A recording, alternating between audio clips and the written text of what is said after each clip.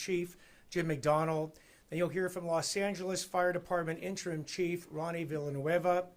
Standing with myself and the others here at the podium, among the others here, are from the District Attorney's Office. We have Director John McKinney, Head Deputy Craig Hum, Assistant Head Deputy Habib Balian, the Deputy District Attorney who will be in charge of this case, Brian Kang. From the Fire Department, we have Chief of Staff Kyrie Brown. From the Los Angeles Police Department, we have Commander Lillian Carranza, Captain Ben Fernandez, Detective Jose Hidalgo, and Supervising Detective Jesse Aldulo. We're here today because charges have been filed against Fernando Ramirez, 29 years old, from San Clemente, California. Now, as I discuss these charges, please bear this in mind. Charges are not evidence. Evidence is something that we will be presenting in a court of law. If the case were to go to trial, those evidence would be presented to a jury to make a finding beyond a reasonable doubt that this particular defendant is guilty of the crimes with which he is charged. So nothing you hear myself or anyone say today is actually evidence in a court of law. Every individual, every defendant, including Mr. Ramirez, is presumed innocent until and unless proven guilty in a court of law beyond a reasonable doubt. Now, the charges that have been filed against Mr. Ramirez are 37 counts of attempted murder and 37 counts of assault with a deadly weapon, the deadly weapon being the car. These counts correspond to each of the 37 victims that suffered injuries as a result of Mr. Ramirez's actions at about 2 a.m. on July 19th, this past weekend, where he is accused of intentionally driving his car onto the sidewalk near the Vermont Hollywood, a popular venue in the 1000 block of North Vermont Avenue, where he allegedly, as the complaint details, struck a crowd of people, injuring these 37 people, including 8 of these people who we've alleged have suffered great bodily injury. These great bodily injuries include serious fractures, lacerations, and broken bones. Currently, Mr. Ramirez is being held without bail. He is scheduled to be arraigned tomorrow in Department 30 across the street at the Clara Shortridge Foltz Criminal Justice Center. With respect to these particular crimes, these crimes hold the maximum sentence of life. So he is being accused, and if convicted of each of these crimes, he would be sentenced on multiple sentences of life imprisonment. Now, we understand that this brazen act has shaken the community. And but for the good grace of God, this could have been a mass casualty incident. Mr. Ramirez has alleged, and we will prove in a court of law, when he drove that car onto that sidewalk, he aimed it at a whole sea of pedestrians that were in front of him on the sidewalk at 2 a.m. Many of them were at the taco truck, or they were waiting at valet, or they were waiting to get into the club. You know, the evidence will come out in a court of law as to what Mr. Ramirez was thinking, his motivation for doing this. The evidence also will come out in a court of law as to the altercations that preceded Mr. Ramirez driving his car that injured these 37 individuals. You know, the fact that we only have individuals that suffer great bodily injury and nothing more, besides being a really miracle, was in large part due to the heroic and incredibly speedy actions of over 100 first responders that responded at 2 a.m. in the morning to this scene. They come from the fire department, and thank you, Interim Chief Villanueva, and every member of your fire department's emergency services that responded and tended to these victims so quickly. They came from the police department as well. And again, Chief McDonald, thank you for everyone in your police department that responded, that actually made this incident, which could have been catastrophic, an incident that's certainly tragic, but didn't result in any loss of life. Even thank you to the bystanders that assisted the fire department and the police department in helping these victims out, at least one of which was actually trapped under the car. So we will be dealing with this situation as we should. Mr. Ramirez will face the full accountability for his actions when we get him into court, and we look forward to that opportunity, to presenting that evidence to, if it's a jury, and convicting him of each and every one of these accounts.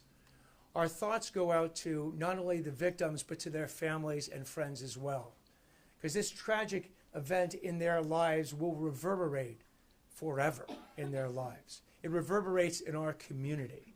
But we are here to tell you that Mr. Ramirez will face justice, that the police and fire, when called upon, have reacted and will continue to act swiftly in all of these type of cases.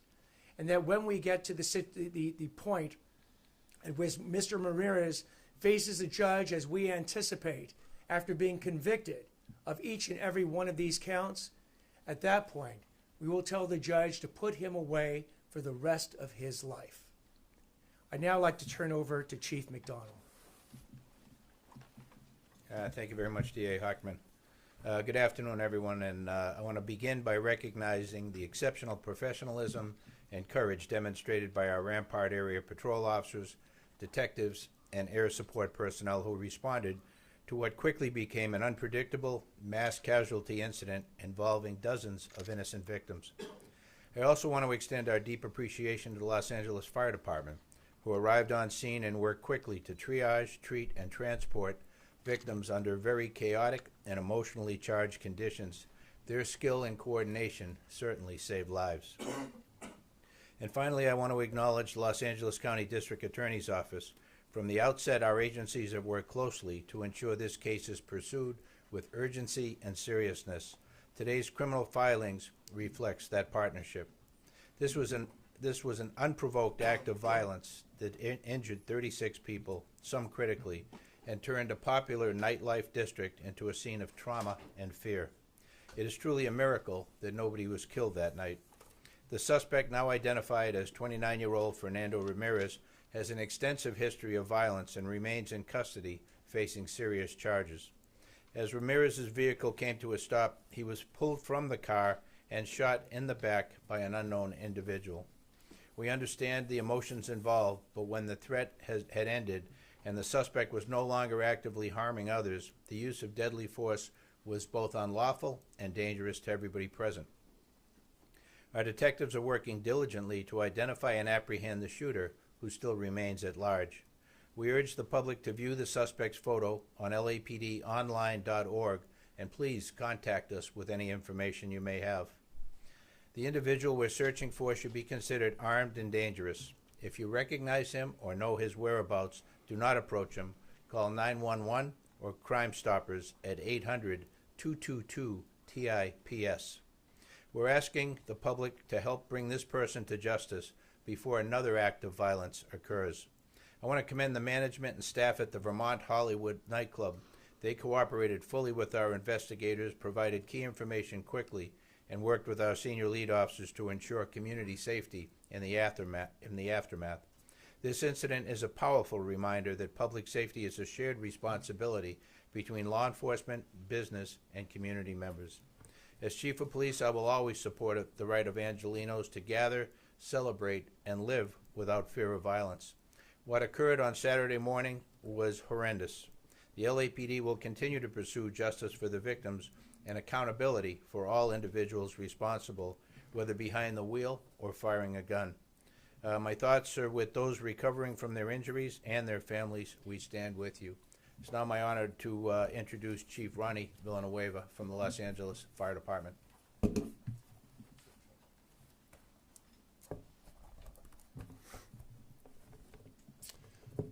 Good afternoon.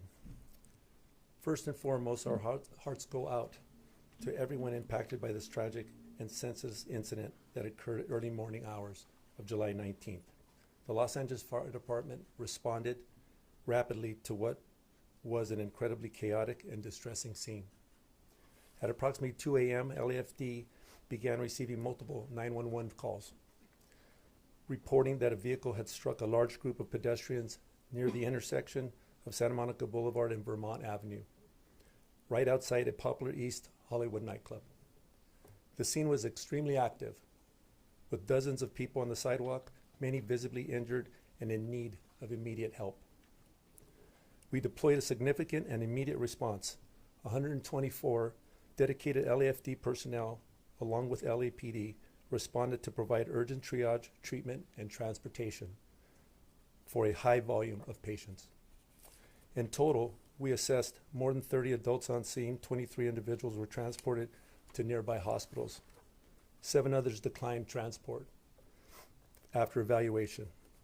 Our firefighters worked in close coordination with the Los Angeles Police Department, who helped secure the scene and assisted in initial patient care and public safety. That partnership was essential in ensuring a rapid and effective emergency response. One of those transported was the driver of the vehicle who sustained serious injuries. We are deferring all investigative and legal details to our partners at the LAPD and District Attorney's Office, who are handling the criminal aspects of this case. I want to take a moment to publicly commend our firefighters, paramedics for their swift, skillful, and compassionate response during such a chaotic scene. We are grateful for the unwavering collaboration with our law enforcement partners and the leadership of the District Attorney's Office. The LAFD remains committed to standing with the victims, their families, and the entire East Hollywood community as we begin the long process of healing. Thank you. So now we'll take questions. Yes. Could you explain the reasoning for the attempted murder charges? So the attempted murder charges are based on allegations that there was a premeditated, deliberate, and willful acts on behalf of Mr. Ramirez when he drove his car on a sidewalk through a sea of pedestrians. Each charge corresponds to a particular victim. So each charge, and there are 2 different types of charges that the law allows us to bring, both an attempted murder charge and assault with a deadly weapon, the deadly weapon being the car. So 37 counts of attempted murder, 37 counts of assault with a deadly weapon, one count each corresponding for each victim. Since there's a Yes, over here. with his extensive criminal history in Orange County, and what are your thoughts on the fact that he was out? Well, again, he's been charged as well being out on bail for the 2022 domestic violence case that he had in Orange County. With respect to the details on how he is actually out on bail and ended up in Los Angeles, that evidence will actually be adduced at trial. And it's premature for me to comment on it right now. Yes? You mentioned there was a premeditated aspect. I know you said you can't get into the whole motive, but was he targeting anyone in particular of these 37 victims? Did he just drive at random into the, like I know this area, there's a line, like you said, there's a lot. Can you tell us anything about who in the crowd, if anyone, in particular? That's an ongoing investigation. It'll also look at the incidents that preceded him driving the car. It'll then analyze and reconstruct the actual path that the car went through on that night. And that type of detailed analysis will be presented in a court of law. And I imagine the same goes for what you said, the reasoning for why he was ejected, what could they with that? Correct. Mr. Hochman, Yes. I'm assuming, given his past criminal records on this, Mr. Fernandez is facing a third strike, or at least third strike allegations on this one? We were actually looking into the details of any prior convictions that Mr. Ramirez has suffered. We don't have all those details at present. That is also an ongoing investigation. When and if we determine that there are any strike offenses that he has committed in the past, they will be alleged in the current complaint or an amended You're going to complaint. be asking the judge if he is convicted. You're looking for stacking the sentences on this one, consecutive sentences? Again, what the final recommendation will be, whether it's life or multiple lives, certainly depends on what the final charges that are before a judge that he is convicted of look like. Chief McDonald, question, if you would, related to the search or ongoing search for the shooter at this point. Have we had anything in the way of any information from the owners of the nightclub or anybody else? How's that going in trying to identify this fellow for either social media or other sources? Captain, you want to identify yourself? Captain Ben Fernandez, BenFernandez. I'm the commanding officer of LAPD Rampart Division. All right. Can you fill us in on where we're going on this and how we might be getting closer to finding out who this guy is? So we have released a photo in our social media and through the media for our outstanding shooting suspect.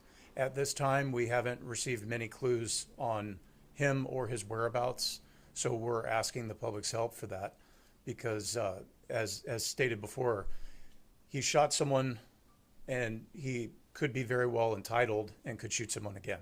So we're asking for the public's help to find him. Has security or the owners of the nightclub in any way been able to help you? Have they seen that guy before or given you a clue, pointed you in a direction where you might go or what he might be? All part of the investigation. The nightclub has been very cooperative in our investigation, no limits, and we're trying to determine if there's any nexus to him in that area, and that's all part of our investigation. Do you feel like you've gotten all the surveillance video in the area that might help you track him down? Yes. For either you or the district attorney, the events that led up to the suspect being apparently tossed out of the club, how did that play a role in all this, under your understanding right now? There have been media accounts of it, but obviously that's not what we're relying on. The investigation's ongoing. They're going to interview all precipient witnesses, review all surveillance footage, and at that point, we'll be in a better position to tell you how it unfolded. Is there any available information on a toxicology report? Hold on, I'll take a question over here and then over here. Thank you, District Attorney Hochman. Is there any available information on a toxicology report? Were there drugs or alcohol involved? We don't have that information at present. Just given, again, I know you can't get into it, but you've obviously seen these kind of things, attached vehicle attacks, domestic terror. Can you at least delineate, you guys kind of believe this was an impulsive reaction to what happened that night, not something you planned on doing the night of? Again, what the evidence will eventually show as to his motivation to get behind the wheel of a car, drive it onto the sidewalk and plow through dozens of pedestrians, otherwise innocent pedestrians, that evidence will come out during the investigation and ultimately be presented to a court of law. We have time for a couple more. I can help you go. This might be for the fire chief, though. Sorry to bore you with DA, but we just get a better chronology or narrative of when he crashes. Where does the vehicle come to rest? How was he pulled out? Did he hit the side of the building? Did he hit the valet stand? Just can you kind of walk us through how the car comes? I am actually unaware of that. Does anybody know how the car came to a stop?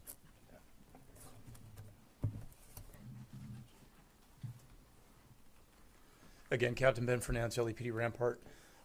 So the suspect's vehicle came down the sidewalk in a southbound direction from Santa Monica Boulevard on the east side of Vermont. It was a small, compact Nissan sedan. At some point, the sedan struck some sort of carts that were on the sidewalk, most likely vending carts, which ultimately led up underneath the vehicle, and then the vehicle ultimately stopped at a light standard, meaning a light pole in the area, which ultimately saved lives. And as far as the people who pulled him, it's not trying to get into the shooting part, but he gets pulled out by some of his victims, by other passersby. How does he end up getting caught? I would say the crowd, everyone in the crowd was a victim, most likely, and that crowd turned on him and pulled him out. Is he being cooperative so far during your investigation? He's being a cooperative in a sense, but that's all I can really say about that.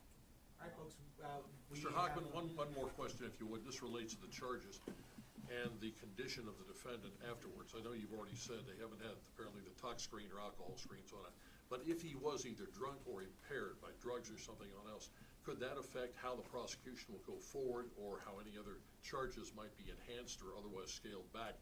Because if he was under the influence of drugs or alcohol, maybe he had passed out rather than consciously driven into the crowd. Do we know? We don't know, and that's part of what we're looking to find out. That's, again, having the incident through the evidence detailed moment by moment by moment, from the time he most likely entered that club to the time he got behind the wheel to the time he goes and commits these criminal acts. That is what is under intense investigation right now. When we have that information, we will be presenting it in a court of law. You're expecting that tog screen hopefully the next 24 to 48 hours? I don't know exactly the timing of it. Okay, so we have representatives from LAPD, LA Fire, and the DA's office to give Spanish remarks one-on-one. So any of that we can do, and also they are all available for some one-on-one. And thank you very much.